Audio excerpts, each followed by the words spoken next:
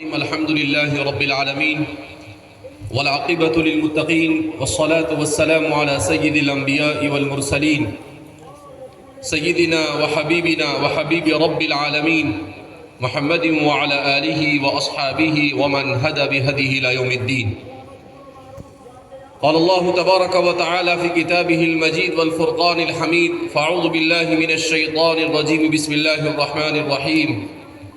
يا أيها الذين آمنوا عليكم أنفسكم لا يضركم من ضل إذا اهتديتم. وقال تبارك وتعالى: قل إن كان آباؤكم وأبناؤكم وإخوانكم وأزواجكم وعشيرتكم وأموال اقترفتموها وتجارة تخشون كسادها ومساكن ترضونها أحب إليكم من الله ورسوله وجهاد في سبيله فتربصوا حتى يأتي الله بأمره. وقال النبي صلى الله عليه وسلم: طلب العلم فريضة على كل مسلم ومسلمة أو كما قال صلی اللہ علیہ وسلم. برادران اسلام اور دین کی نسبت پر جوق در جوق اس اجلاس عام میں شرکت کرنے والے علاقے کے نوجوانان ملت، اسٹیج پر جلوہ افروز علماء کرام اور امت کے ذمہ داران، سب سے پہلے ہم رب کریم کا شکر ادا کرتے ہیں کہ اللہ رب العزت نے ہمیں ایمان اور اسلام جیسی عظیم نعمت سے مالا مال کیا. ہم جس دور سے گزر رہے ہیں یہ فتنوں اور آزمائشوں سے بھرا ہوا دور ہے. اس دور کے فتنے ہر طرح کے فتنے ہیں. نبی کریم صلی اللہ علیہ وسلم نے جس کے سلسلے میں ارشاد فرمایا کہ فتن کقطع اللیل المظلم، کہ میری امت پر ایک زمانہ ایسا آئے گا کہ تاریک رات کی طرف فتنے ہوں گے. بعض روایتوں میں ارشاد فرمایا کہ بارش کی طرف فتنے برسیں گے. اللہ کے رسول صلی اللہ علیہ وسلم نے ارشاد فرمایا کہ جتنے بھی فتنے اس دنیا میں وجود پذیر ہوتے ہیں، ان تمام فتنوں میں سب سے عظیم فتنہ یہ ہوتا ہے کہ انسان اپنے ایمان کے سلسلے میں آزمائش میں مبتلا ہو جائے. ایمان کی آزمائش یہ سب سے بڑی آزمائش ہے، اس لیے کہ اللہ رب العزت نے اس کائنات رنگ و بو کو وجود بخشا، اور اس خوبصورت کائنات کو وجود دینے کے بعد اللہ رب العزت نے حضرت انسان کو اشرف الخلائق بنا کر یہاں پر بھیجا.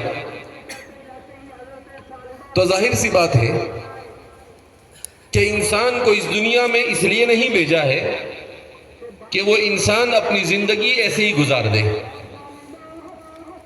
بلکہ اللہ رب العزت انسان سے اس کی زندگی کے ہر لمحے کا حساب لے گا، زندگی کے ہر منٹ کا، زندگی میں ملنے والی ہر نعمت کا اللہ کو حساب دینا ہے. لیکن انسان کے لیے یہ حساب آسان ہوگا کب؟ اس وقت آسان ہوگا جب اس کے پاس ایمان کی نعمت ہوگی. اس لیے کہ اللہ رب العزت نے اعلان کیا ہے: ان اللہ اشترى من المؤمنین انفسهم واموالهم بان لهم الجنہ، کہ اللہ رب العزت نے مومنوں سے ان کی جانوں کو اور ان کے مال کو خرید لیا ہے اور اس کے بدلے میں ان کے لیے جنت کا فیصلہ کیا ہے. لہذا ہمارے لیے سب سے اہم ترین اگر کوئی چیز ہو سکتی ہے تو وہ یہ ہو سکتی ہے کہ ہم خود اس دنیا سے ایمان کے ساتھ کیسے چلے آئے اور ہماری نسلوں میں ایمان کیسے زندہ رہے، اور کیسے ہماری اولاد یہ علم، عمل صالح اور ایمان کے ساتھ وابستگی اختیار کرے. اس سے بڑا مسلمان کے لیے اور کوئی ہدف نہیں ہو سکتا ہے. دنیا میں دو قسم کے انسان ہیں، ایک ہے مسلمان اور دوسرے ہیں مسلمانوں کے علاوہ روئے زمین پر بسنے والے انسان. ان دونوں کی زندگی میں بڑا فرق ہے. اس معنی کر کہ جو لوگ اللہ کو نہیں مانتے ہیں، جو اللہ کے ساتھ شرک کرتے ہیں، جو کفر کرتے ہیں، جو الحاد اور بے دینی کا شکار ہے، ان کے پاس زندگی کا کوئی مقصد نہیں ہے۔ انہیں یہ معلوم ہی نہیں ہے کہ انہیں کہاں جانا ہے اور یہ دنیا میں کیوں آئے ہیں اور دنیا میں کیا کرنا ہے۔ انہیں نہ تو ان کے ہدف کا علم ہے، نہ انہیں اپنی منزل کا علم ہے، اور نہ انہیں اپنے مقصد حیات کے بارے میں کسی قسم کا کوئی احساس ہے۔ اور ایک وہ لوگ ہیں جن کو اللہ نے ایمان کی نعمت سے مالا مال کیا۔ جس کو ایمان ملا اسے ایک ہدف ملا، جس کو ایمان ملا اس کے لیے ایک منزل متعین کی گئی، جسے ایمان ملا اللہ رب العزت نے اس کو ایک ٹارگیٹ دیا کہ تمہیں یہاں تک پہنچنا ہے۔ تو دونوں کی زندگی میں اس معنی کا فرق ہے کہ ایک کی زندگی کی جب کوئی منزل ہی نہیں تو اس کی پوری زندگی، چاہے وہ مال کما لے، چاہے وہ عزت کما لے، چاہے وہ منصب کما لے، چاہے وہ ساری دنیا کی نعمتیں جمع کر لے، مگر اس کی زندگی کسی مصرف کی نہیں۔ اور جسے ایمان مل گیا اور ایمان کے ساتھ اسے علم ملا، علم کے ساتھ عمل صالح کی توفیق ہو گئی، تو پھر وہ اپنی منزل تک صحیح معنی میں پہنچنے میں کامیاب ہو جاتا ہے۔ اس لیے حضرت مولانا عبدالقادر صاحب رائے پوری نور اللہ مرقدہ، ہمارے بزرگوں میں حضرت رائے پوری رحمۃ اللہ علیہ کا بڑا مقام تھا۔ حضرت رائے پوری رحمۃ اللہ علیہ نے اپنے کسی ملفوظ میں عجیب بات ارشاد فرمائی۔ آپ فرماتے ہیں کہ ایک زمانے میں ایک شخص کو اللہ نے خوب دولت سے نوازا۔ وہ دولت مند اپنے زندگی کی جب کافی عرصے کو گزار چکا، 60 سال 65 سال کی زندگی گزر گئی، اور اسے ایسا لگا کہ اب مجھے موت آ سکتی ہے، تو اس نے یہ تہیہ کیا کہ میں اپنی دولت اس شخص کو دوں گا جو شخص مجھے سب سے اچھی دعا دے۔ اس شخص کو میں یہ اپنی ساری دولت دے دوں گا جو مجھے سب سے اچھی دعا دے۔ اور پھر وہ دعا کی بھیک مانگتا ہوا نکل پڑا، بستی بستی، قریہ قریہ، گھر گھر، ہر جگہ پر گھومتا رہا کہ آپ ہمارے لیے دعا کیجیے، آپ ہمارے لیے دعا کیجیے، مگر وہ کہیں سے مطمئن نہیں ہوا۔ حضرت رائے پوری رحمۃ اللہ علیہ فرماتے ہیں کہ وہ تھک ہار کر کچھ دنوں کے بعد اپنے گھر آیا۔ جب گھر پر آیا تو اس کی والدہ محترمہ دروازے پر کھڑی تھی۔ والدہ نے بہت دن کے بعد اپنے بیٹے کو دیکھا تو دل سے اس نے دعا دی اور کہا، بیٹا اللہ تمہارا ایمان سلامت رکھے اور اللہ تمہیں صحت کی زندگی نصیب فرمائے۔ تو وہ شخص فوراً سجدے میں گر گیا اللہ کے سامنے اور کہا، مجھے یہی دعا چاہیے تھی کہ اللہ تمہارا ایمان سلامت رکھے اور اللہ تمہیں صحت کی زندگی نصیب فرمائے۔ کہا جس شخص کو اللہ یہ دو نعمت عطا فرما دے کہ موت تک وہ اپنے ایمان کو بچا کر لے جائے اور اللہ اس کو بیماریوں سے محفوظ رکھے، تو فرماتے ہیں کہ گویا کہ اس کو اللہ نے دنیا اپنی تمام کے تمام رعنائیوں کے ساتھ عطا فرما دی۔ اللہ کے رسول صلی اللہ علیہ وسلم تو یہاں تک ارشاد فرماتے ہیں کہ جس شخص کو ایک دن کا کھانا دے دیا اللہ نے، 2 وقت کی روٹی دے دی، فقد حیزت لہ الدنیا بحذافیرہا، تو ایسا سمجھو کہ اللہ نے اسے دنیا اپنی تمام کے تمام رعنائیوں کے ساتھ، اپنے تمام کے تمام جلووں کے ساتھ اللہ نے اسے دنیا عطا فرما دی۔ آج ہم دن میں 2 مرتبہ نہیں 6 مرتبہ کھاتے ہیں، مگر اس کے باوجود ہماری زبان سے کبھی الحمدللہ نہیں نکلتا ہے۔ ہماری زبان پر اللہ کا شکر نہیں۔ کوئی بھی پوچھے گا، ارے کیا پوچھتے ہو مولانا، بہت خراب زندگی ہے، ایسا ہے ویسا ہے، مگر کبھی ہماری زبان پر اللہ کا شکر نہیں۔ ہم اللہ کی ہزاروں نعمتیں روزانہ استعمال کرتے ہیں، تو اللہ کی ان نعمتوں پر نظر نہیں ہوتی ہے۔ ہماری نظر کہاں پر ہوتی ہے؟ تھوڑی سی کوئی مصیبت آئی کہ فوراً پریشان ہو جاتے ہیں۔ یہ مومن کی شان نہیں ہے۔ مومن کی شان کیا ہے؟ حدیث پاک میں رسول اللہ صلی اللہ علیہ وسلم نے ارشاد فرمایا، عجبا للمؤمن ان اصابته ضراء فصبر فله اجر۔ وَإِنْ أَصَابَتْهُ السَّرَّاءُ فَشَكَرَ فَلَهُ أَجْرٌ. مومن کی تو نرالی شان ہے.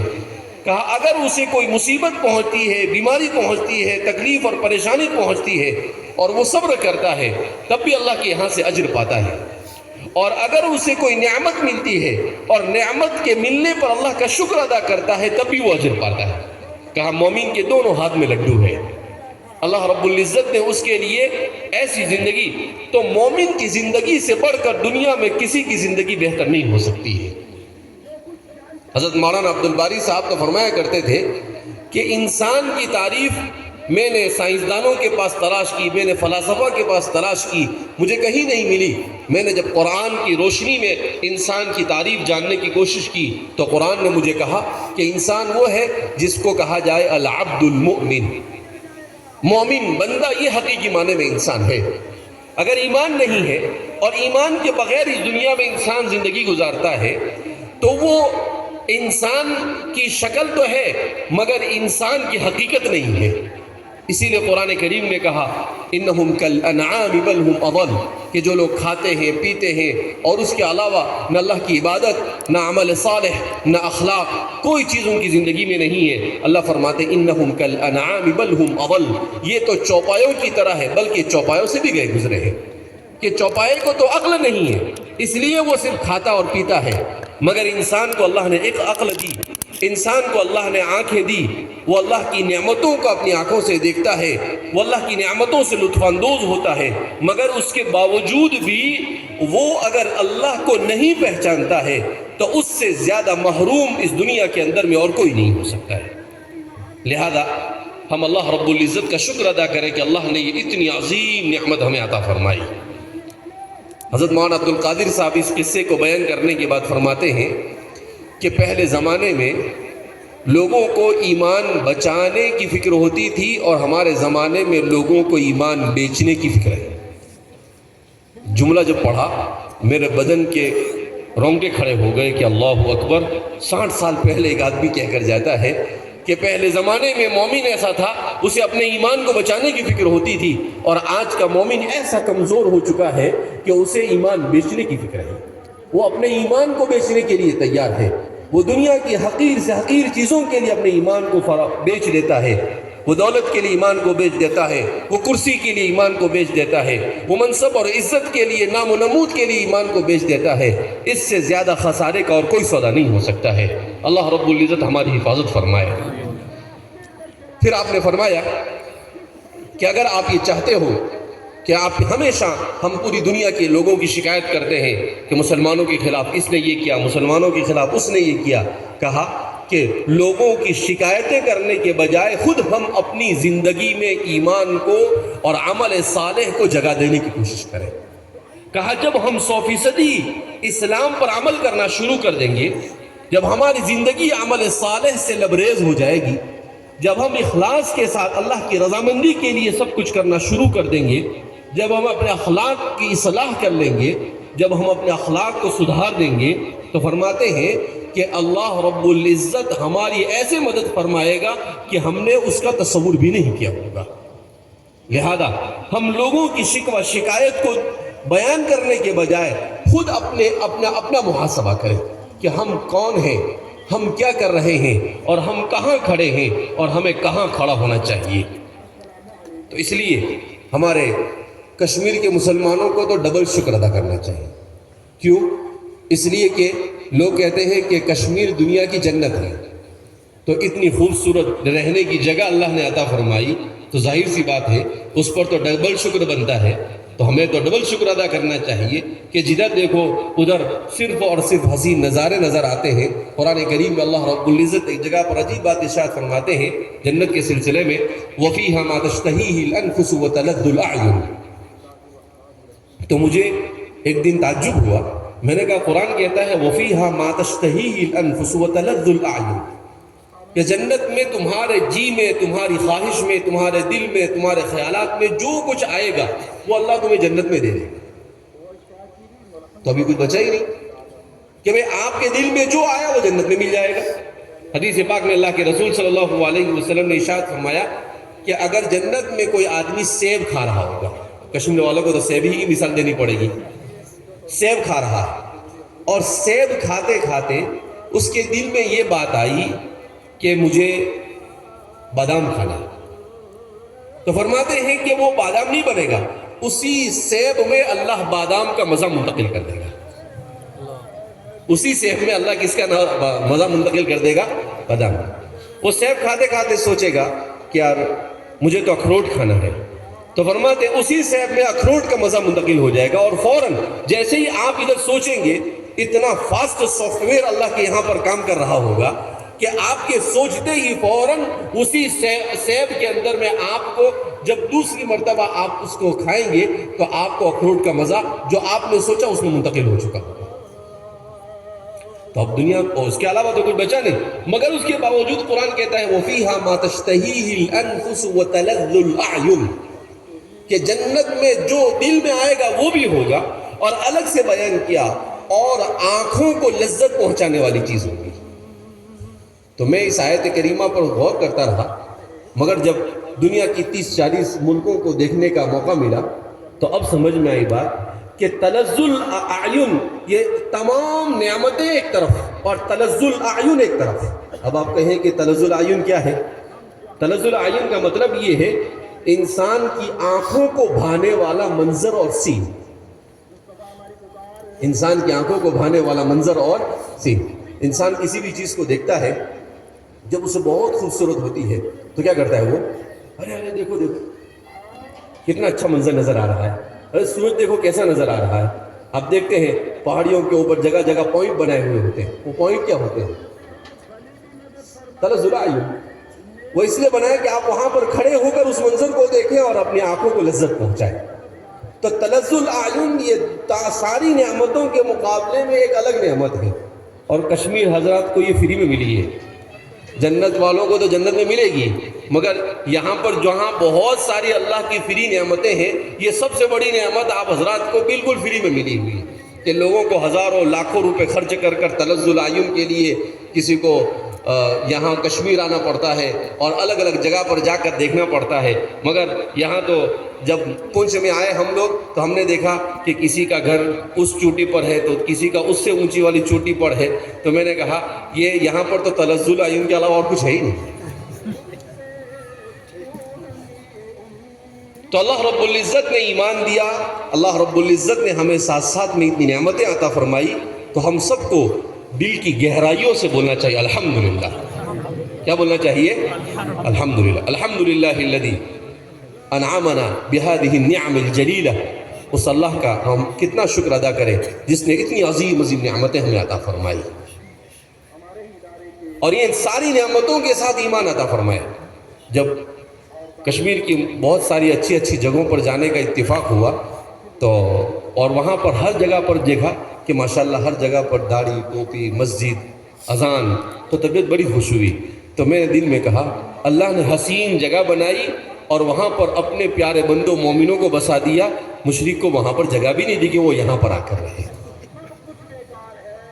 اللہ کا نظام ہے. تو اس لیے ہمیں اپنی اس نعمت کی قدر کرنے کی ضرورت ہے. اب جو زمانہ ہے یہ بڑا خطرناک زمانہ ہے. ہمیں فکر کرنی ہے اپنے بچوں کے ایمان کی, ہمیں فکر کرنی ہے اپنے نسلوں کے ایمان کی. کیوں؟ اس لیے کہ پہلے تو گھر میں ٹی وی آتا تھا تو خطرہ ہوتا تھا. ہمارے گجرات کے بعض علاقوں کے اندر میں, اگر بعض علاقے ایسے ہیں پالنپور کے علاقے میں کہ اگر کوئی مسلمان گھر میں ٹی وی لے آتا تھا تو پورے گاؤں والے اس کا بائیکاٹ کرتے تھے کہ بھئی یہ شیطان اس نے گھر میں لا کے بٹھا دیا ہے, اسے بائیکاٹ کرو. لیکن اب تو یہ زمانہ ہے کہ ہر گھر میں نہیں, ہر انسان کے ہاتھ میں یہ ٹیلی ویژن آ گیا. یہ موبائل مصیبت ہے. ایک ایک نہیں, دو دو نہیں, تین تین ہوتے ہیں لوگوں کے پاس, کام وام کچھ نہیں, اور دو دو تین تین موبائل لے کے گھومتا ہے آدمی. کیوں؟ ایک میں چارجنگ ختم ہوا تو دوسرے میں شارٹ دکھ گیا. تو ظاہر سی بات ہے کہ بہت بڑی آزمائش ہے.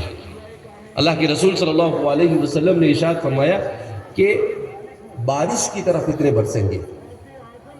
عالم عرب کے ایک بڑے عالم ہیں شیخ عریفی, انہوں نے نہایت العالم کے نام سے کتاب لکھی ہے. تو اس کتاب کے اندر میں انہوں نے لکھا ہے کہ اللہ کے رسول صلی اللہ علیہ وسلم کی اس روایت کو جب میں نے پڑھا کہ بارش کی طرح تمہارے اوپر فتنے برسیں گے, اس کے بعد میں نے جب غور کیا تو مجھے یہ سمجھ میں آیا کہ یہ وہی زمانہ ہے جس زمانے کے بارے میں حضور نے ارشاد فرمایا. کیوں؟ کہا ہم اسی زمانے سے گزر رہے ہیں کہ سیٹلائٹ جو ہے یہ خلا میں ہوتا ہے، چاند کے بالکل قریب قریب، اس کے قریب اس کے اوپر نیچے خلا میں ہوتا ہے. تو یہ دنیا میں جتنی فلمیں اور سیریلیں اور جتنی بھی ساری خرابیاں ہوتی ہیں، یہ ساری خرابیاں دنیا میں فلمائی جاتی ہے اور پھر اس کے بعد اس کو سیٹلائٹ پر بھیجتے ہیں اور پھر وہ سیٹلائٹ کے ذریعے سے پوری دنیا کے اندر میں پھیلتی ہے. کہا اس سے یہ روایت سمجھ میں آئی کہ سیٹلائٹ کے ذریعے سے فتنے بارش کی طرح ہمارے گھروں کے اندر میں برس رہے ہیں. اس لیے ہمارے لیے سب سے بڑا مرحلہ اس وقت یہ ہے کہ ہم اپنی نسلوں کے ایمان کو کیسے بچائیں. میرے بھائیو، دوستوں اور بزرگوں، اللہ رب العزت جزائے خیر عطا فرمائے ہمارے بزرگوں کو، ہمارے بڑوں کو، ہمارے علماء کو، جنہوں نے یہ مدارس قائم کیے. اگر یہ مدارس نہ ہوتے تو ایک بار نہیں 1000 بار قسم کھا کر کہہ سکتا ہوں کہ میں اور آپ اس ملک میں مسلمان بھی باقی نہیں رہ سکتے. کیا نہیں باقی رہ سکتے تھے؟ مسلمان بھی باقی نہیں رہ سکتے. ایسے ملکوں کو دیکھا ہے میں نے جہاں 100% مسلمان ہے مگر آپ کو ایک داڑھی والا نظر نہیں آئے گا. 100% مسلمان ہے مگر ایک عورت آپ کو ایسی نظر نہیں آئے گی جس کے اوپر پورا پردہ اس نے پہن رکھا ہو. اور یہاں پر ہم 15 سے 20% ہے اس ملک میں، مگر اس کے باوجود اپنے پورے اسلامی تشخص کے ساتھ رہ رہے ہیں. یہ صرف ہمارے مدارس کی برکت ہے، کوئی مانے یا نہ مانے. دعوت و تبلیغ بھی مدارس کی برکت ہے، خانقاہ بھی مدارس کی برکت ہے.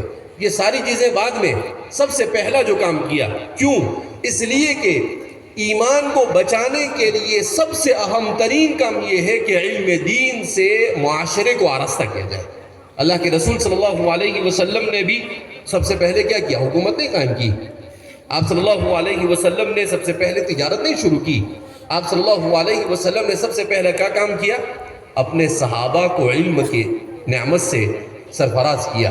حضرات صحابہ کرام رضوان اللہ تعالیٰ عنہ، حضور کا سب سے پہلا مدرسہ کیا ہے؟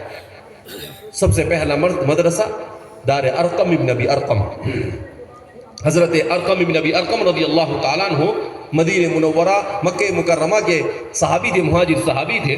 وہ ابتدائی زمانے میں اسلام لے آئے تو ان کا گھر کافی مکہ مکرمہ سے بالکل اخیر میں واقع تھا، جہاں پر لوگوں کی چہل پہل نہیں ہوتی تھی.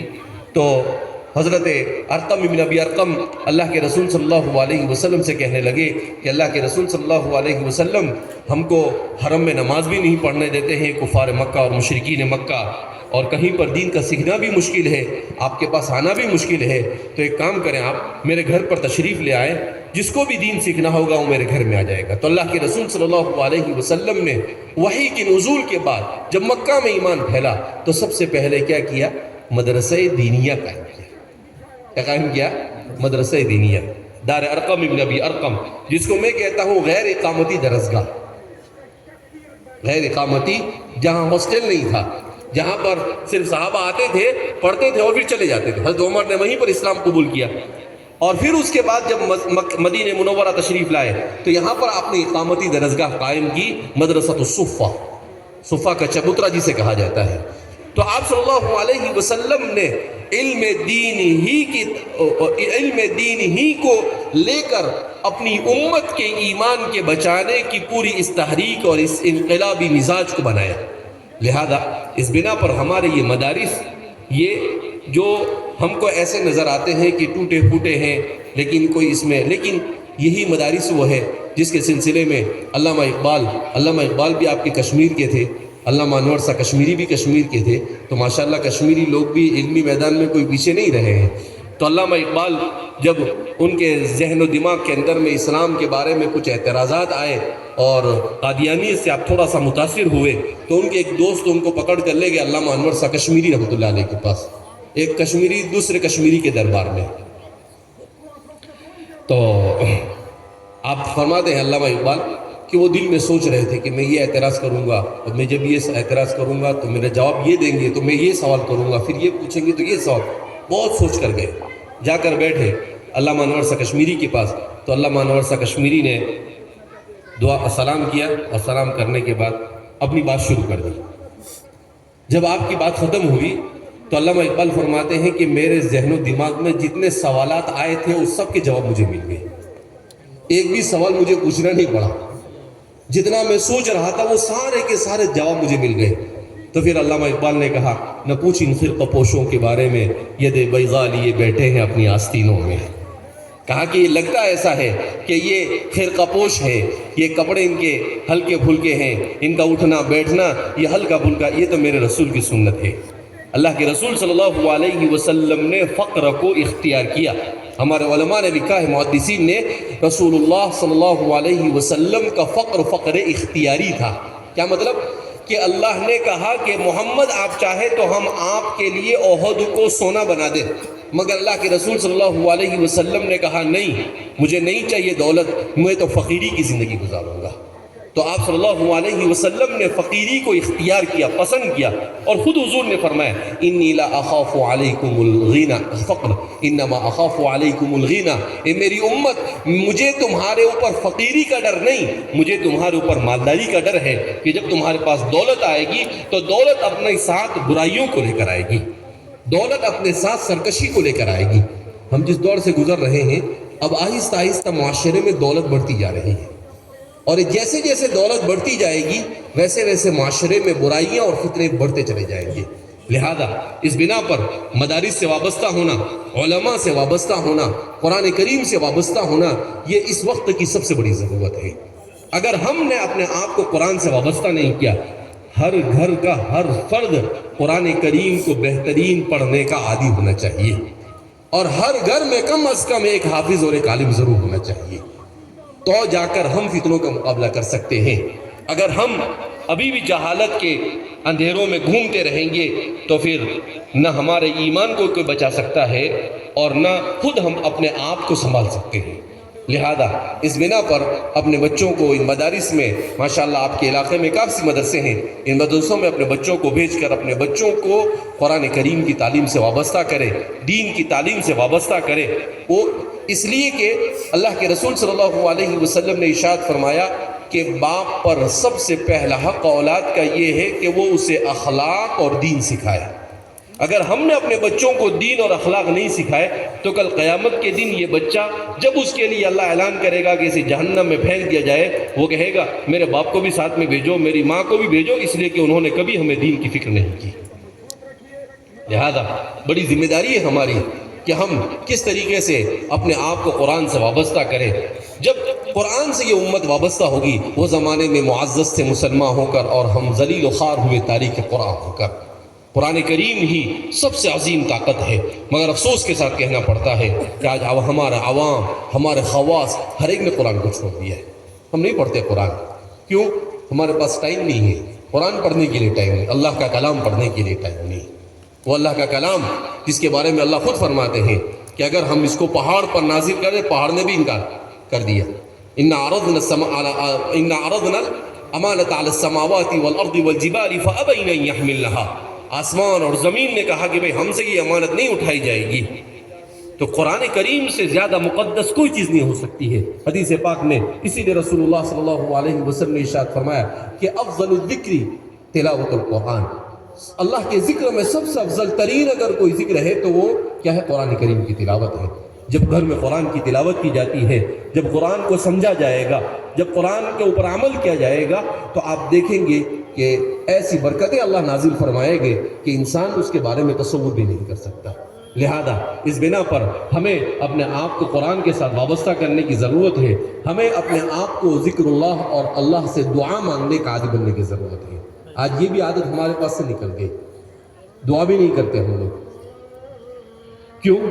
اس لیے کہ تیری میری کرنے سے فرصت نہیں ہم کو، وہ کیا کرتا ہے، یہ کیا کرتا ہے۔ اللہ آپ کو یہ نہیں پوچھے گا کہ اس کے آپ نے فکر کی، اس کے آپ نے فکر کی، یعنی اللہ آپ کو یہ پوچھے گا کہ آپ نے کیا کیا۔ آپ کو آپ کا حساب دینا ہے، آپ کو دوسروں کا حساب نہیں دینا ہے، آپ کو دوسرے کی قبر میں جا کے نہیں سننا ہے، آپ کو اپنی قبر کی زندگی کا تیاری کرنی ہے۔ حضرت عثمان بن عفان رضی اللہ تعالیٰ عنہ فرماتے تھے کہ جب وہ قبر پر جاتے تو اتنا روتے تھے کہ آپ کی داڑھی مبارک یا آنسوؤں سے تر ہو جاتی۔ تو کسی نے پوچھا عثمان اتنا کیوں روتے ہو؟ تو فرماتے ہیں آخرت کی منزلوں میں سب سے پہلی منزل ہے، اگر یہاں سے کوئی پار ہو گیا تو پھر تمام منزلوں سے پار ہو جائے گا، اس لیے مجھے اس منزل کو بڑا ڈر لگتا ہے۔ وہ عثمان جن کے بارے میں حضور نے کئی مرتبہ جنت کی بشارت عطا فرمائی، مگر اس کے باوجود وہ رو رہے ہیں اس منزل، اور آج ہمیں اس کی کوئی فکر نہیں۔ لہذا اس بنا پر ہمیں اپنی اولاد کے ایمان کی فکر کرنے کے لیے اپنے آپ کو قرآن سے وابستہ کرنا ہوگا، اپنے آپ کو تعلیم سے وابستہ کرنا ہوگا۔ ہمارے علماء نے کسی زمانے میں مدارس کی تحریک چلائی، اور ان مدارس کی برکت سے آج ہمارا ایمان محفوظ ہے۔ آج ہمیں اپنے اسکول، اپنی یونیورسٹی اور اپنے کالجوں کی بھی ضرورت ہے۔ کیوں؟ اس لیے کہ یہ ہمارے بچے جن کو اصلی تعلیم کا شوق ہے، انجینئر بننا چاہتے ہیں، ڈاکٹر بننا چاہتے ہیں، اگر ہمارے اپنے ادارے نہیں ہوں گے تو یہ غیروں کے اداروں میں جا کر پڑھیں گے، اور وہاں پر ان کا ایمان محفوظ نہیں رہ سکتا ہے۔ لہذا ہمیں خود اپنے ادارے بنانے ہوں گے، اور اپنے ادارے بنا کر اپنا ماحول انہیں مہیا کرنا پڑے گا، اور اپنے ماحول میں انہیں اصلی تعلیم سے آراستہ کرنا پڑے گا۔ حضرت قاری صدیق صاحب باندھوی نور اللہ مرقدہ نے ہمارے والد صاحب کو کہا کہ بھئی مولوی غلام، یہ ایک صاحب آئے ہمارے پاس اور انہوں نے کہا کہ بھئی ہماری بچی کسی غیر مسلم کے ساتھ چلی گئی شادی کی بیاہ کر۔ تو حضرت نے کہا کیوں چلی گئی؟ کہا کہ وہ کالج میں پڑھتی تھی، ان کی کالج میں، تو غیر مسلم بچے کے ساتھ عشق بازی میں مبتلا ہوئی اور پھر اس کے ساتھ چلی گئی۔ تو حضرت قاری صدیق صاحب نے ہمارے والد صاحب سے کہا کہ مولوی غلام، اگر ہم اسکول کالج اپنے ماحول میں نہیں قائم کریں گے اور اپنے بچوں کو دینی ماحول نہیں دیں گے تو ہمارے بچوں میں ارتداد کا فتنہ منڈلا رہا ہے۔ لہذا اس بنا پر ہم اس کام کو شروع کریں۔ تو الحمدللہ والد صاحب نے اس کام کو شروع کیا۔ آج 10,000 بچے الحمدللہ ہماری کالجوں سے پڑھ کر گئے۔ الحمدللہ سب سے بڑا فائدہ یہ ہوتا ہے کہ جب وہ 2-4 سال اس ماحول میں رہتے ہیں جہاں پر 10,000 بچے دین کی تعلیم حاصل کرتے ہیں، جہاں پر روزانہ کئی قرآن کریم ختم کیے جاتے ہیں، تو برکتوں کا نزول ہوتا ہے، اس کے اثرات ان کی زندگی میں مرتب ہوتے ہیں، اور وہ بھی دین کے ماحول سے متاثر ہو کر جاتے ہیں۔ تو ہمارے والد صاحب کہتے ہیں کہ مسلمان انجینئر بنے، ڈاکٹر بنے، کلیکٹر بنے، سب کچھ بنے، لیکن وہ سب سے پہلے سچا اور پکا مسلمان بنے۔ لہذا اس بنا پر ہمیں اپنے تعلیمی اداروں کو قائم کرنے کی ضرورت ہے۔ ہمیں اپنے آپسی اختلاف کو بھول کر، اللہ نے جسے تھوڑی بہت بھی دولت دی ہے، وہ 2-4-10 لوگ جمع ہو کر اپنی اسکول کو قائم کرے۔ میں کہتا ہوں جتنا مکتب ضروری ہے اتنی ہی اسکول بھی ہمارے لیے ضروری ہو چکی ہے، جتنا مدرسہ ضروری ہے اتنا ہی ہمارے لیے کالج بھی ضروری ہو گئی ہے۔ لہذا اس بنا پر تعلیم، ہم اپنے بچے کو تعلیم کے لیے بھیجیں اسکول میں تو یہ دیکھیں کہ ہمارے بچے کا ایمان وہاں پر محفوظ ہے یا نہیں۔ اگر ایمان محفوظ ہے تو ہم بھیجیں، ورنہ ہم اس کو ایسی جگہ پر بھیجیں جہاں پر اس کا ایمان محفوظ نہیں ہے، تو اس کے ایمان کے جانے کی صورت میں آپ کو قیامت کے دن جواب دینا پڑے گا۔ لہذا مسلمانوں کو تجارت بھی کرنی چاہیے، مسلمانوں کو تعلیم سے بھی آراستہ ہونا چاہیے، مگر ہر موقع پر سب سے مقدم اس کے پاس اگر کوئی چیز ہے تو وہ یہ کہ اس کے ایمان پر کسی قسم کا کوئی خطرہ نہیں منڈلانا چاہیے۔ اسی لیے اللہ کے رسول صلی اللہ علیہ وسلم کو معلوم تھا کہ آپ کی امت بڑے فتنوں سے دوچار ہونے والی ہے۔ حضور نے فرمایا کہ جمعہ کے دن سورہ کہف کی تلاوت کی جائے۔ ہم پڑھتے ہیں سورہ کہف، مگر طوطے کی طرف پڑھ لیتے ہیں، ہم کو نہیں معلوم سورہ کہف میں اللہ کیا پیغام دینا چاہتا ہے۔ سورہ کہف یہ شروع سے لے کر آخر تک اس امت میں آنے والے عظیم فتنوں کی طرف نشاندہی کرتی ہے۔ سورہ کہف میں فتنہ دجال کو بیان کیا گیا، سورہ کہف میں فتنہ ایمان کو بیان کیا گیا، سورہ کہف میں فتنہ مال کو بیان کیا گیا، سورہ کہف میں فتنہ شیطان کو بیان کیا گیا، سورہ کہف میں فتنہ علم کو بیان کیا گیا، پھر سورہ کہف میں فتنہ ریاست اور سیاست اور فتنہ حکومت کو بیان کیا گیا، سورہ کہف میں فتنہ یاجوج ماجوج کو بیان کیا گیا۔ یہ بڑے بڑے فتنے ہیں جس سے امت دوچار ہونے والی ہے، ان فتنوں کو بیان کیا گیا۔ ہر جمعہ کو یہ اسی لیے پڑھائے جاتے ہیں تاکہ ہم خود اس کو سمجھ کر اپنے آپ کو ان فتنوں سے بچانے کی فکر کریں۔ لہذا ہمارے علماء کو چاہیے کہ وہ امت کو قرآن کریم کی تفسیر کر کر انہیں قرآن سمجھائے، انہیں سورہ کہف سمجھائے، انہیں سورہ فاتحہ سمجھائے۔ سورہ فاتحہ ہم دن میں 20 رکعت پڑھتے ہیں، وہ وتر کو ملا کر، تو 20 رکعت میں کتنی مرتبہ سورہ فاتحہ پڑھتے ہیں؟ 20 مرتبہ۔ مگر کسی کو معلوم نہیں اس کا معنی کیا ہے۔ ہمیں سمجھنے کی کوشش کرنی چاہیے کہ سورہ فاتحہ میں اللہ کیا پیغام دینا چاہتا ہے۔ اور الحمدللہ، اور اچھا اس میں بھی پھر ایسا نہیں کہ آدمی اپنے سے پڑھنا شروع کر دے، نہیں، قرآن کریم کی تفسیر کا پڑھنا یہ بہت نازک مرحلہ ہے۔ لہذا علماء کی نگرانی میں علماء جس طریقے سے سمجھائے اس طریقے سے اس کو سمجھنے کی کوشش کرنا چاہیے، ورنہ کبھی ایسا ہوتا ہے کہ انسان کی ارادے اور نیت تو صحیح ہے مگر راستہ صحیح اختیار نہیں کرتا ہے تو وہ گمراہی کی راہ پر چلا جاتا ہے۔ بہرحال اللہ کے رسول صلی اللہ علیہ وسلم نے بھی اپنی امت کو تلقین فرمائی تھی کہ حضرت علی فرماتے ہیں کہ اللہ کے رسول صلی اللہ علیہ وسلم نے جب فتنوں کو بیان کیا تو میں نے پوچھا اللہ کے رسول صلی اللہ علیہ وسلم ما المخرج منہا، ہم اس فتنوں سے کیسے بچ پائیں گے؟ حضور نے فرمایا کتاب اللہ کی کتاب کے ذریعے سے، قرآن کے ذریعے سے۔ لہذا قرآن سے وابستہ ہونے کی فکر کریں اور ہمارے اداروں کو مضبوط کریں، اور خود ہم اپنے بچوں کی تعلیم و تربیت کی فکر کریں، اپنے گھروں میں دینی ماحول بنانے کی فکر کریں۔ اللہ رب العزت ہم سب کو راضی ہو جائے ایسے اعمال کرنے کی توفیق مرحمت فرمائے۔ ہمارے اس ادارے کی اللہ تمام ضرورتوں کو اپنے خزانے غیب سے پورا فرمائے۔ اس علاقے میں جتنے بھی ہمارے ادارے ہیں ان تمام کے تمام اداروں کی اللہ حفاظت فرمائے اور سب کو ترقیات سے مالا مال فرمائے۔ اللہ آپ حضرات کو جزائے خیر عطا فرمائے کہ آپ